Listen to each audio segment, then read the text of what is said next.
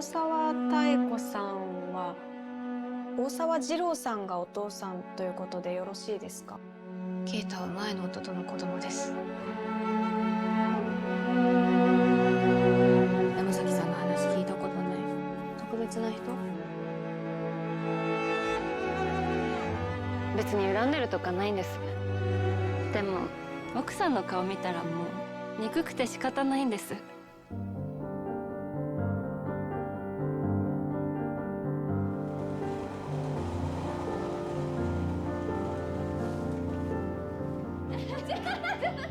父親啓太の。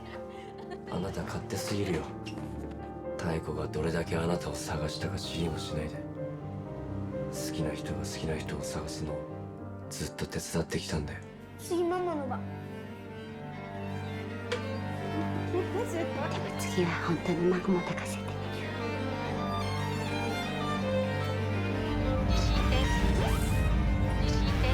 詳しいです。担当はしないの。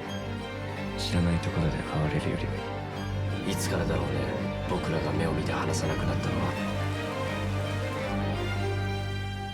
こっち見て。